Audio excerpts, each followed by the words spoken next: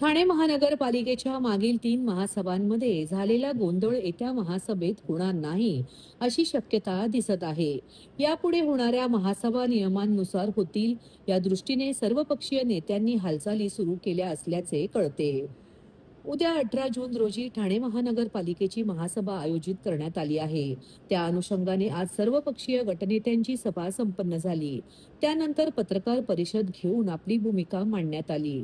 सदर प्रसंगी महापौर शर्मिला पिंपळकर, उपमहापौर कृष्णा पाटील, सभागृह नेते हनुमंत जगदाळे, विरोधी पक्षनेते शानू पठाण, शिवसेना गटनेते पवन कदम, भाजपचे संजय वागुले, राष्ट्रवादी अजित पवार पक्षाचे गटनेते नजीब मुल्ला, राष्ट्रवादी शरद पवार गटाचे गटनेते अभिजित पवार आदी यावेळी उपस्थित होते। यावेळी प्रसार माध्यमांशी बोलताना अधिक माहिती देण्यात आली। उद्या मला वाटतं महासभा आपली असणार आहे आणि त्या अनुषंगाने सर्व पक्षीय गटनेत्यांची बैठक, आढावा बैठक आज आपण घेतलेली आहे। ज्यामध्ये ठरलेलं आहे की सर्वप्रथम प्रश्न उत्तरं, नंतर लक्षवेधी आणि नंतर विषयपत्रिका। आणि यामध्ये आज या आढावा बैठकीमध्ये सर्व पक्षीय गटनेत्यांच्या मंजुरीने आज जे विषय उद्या होणार आहेत ते आम्ही सर्वांनी मिळून इथे चर्चा आज केलेली आहे आणि उद्याची महासभा सुरळीतपणे पार पडावी हीच आशा असेल।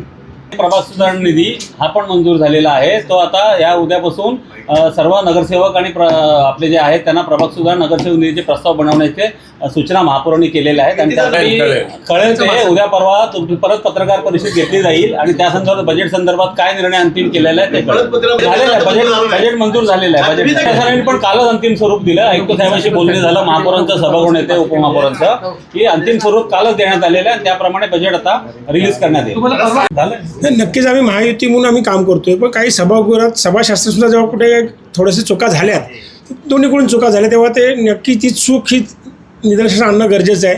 त्या अनुषंगाने आपण विषय जे मंजूर जो विषय होता तो भविष्यात होणार नाही तसं, आणि कुठल्याही सभासदांनी पण गोंधळ घालू नये।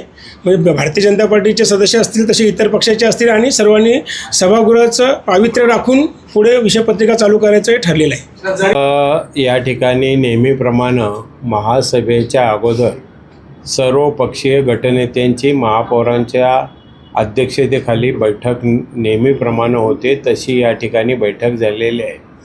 आणि या बैठकीमध्ये महासभा चालवण्यासंदर्भात महापालिकेच्या नियमाप्रमाणे प्रश्नोत्तर असतील, लक्षवेधी असेल आणि त्यानंतर जो अजेंडा असेल तो एकत्रित करण्यासंबंधीची चर्चा झालेली आहे आणि त्यामध्ये सर्वानुमते त्या ठिकाणी प्रश्नोत्तर घेण्यासंबंधीसुद्धा चर्चा झाली, लक्षवेधी घेण्यासंदर्भातसुद्धा चर्चा झालेली आहे।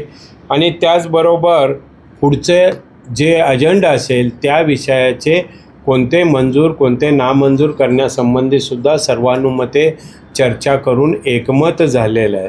सभागृहामध्ये उद्या होणाऱ्या सभागृहामध्ये सर्वसाधारण सभेमध्ये या संदर्भात माननीय महापौर महोदया सभा चालू व्हायच्या अगोदर सभा कशा प्रकारे काही चर्चा झाली याची घोषणा करतील, परंतु निश्चित प्रकारे प्रत्येक विषयावर चर्चा करण्याची भूमिका ही आम्ही सर्वांनी घेतलेली आहे।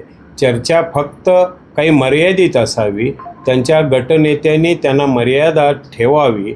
पक्षनिहाय काही चर्चा कोणी करायची या संबंधीचा निर्णय त्या पक्षाचे गटनेते घेतील, या संदर्भात चर्चा झालेली आहे। आणि हा क्रम जो आहे तो कसा असेल ते उद्या माननीय महापौर महोदया सभागृहामध्ये त्या पद्धतीने जाहीर करतील। इससे पहले की जो महासभा है मई महीने की, वो भी हमारी एक मत से होने वाली थी।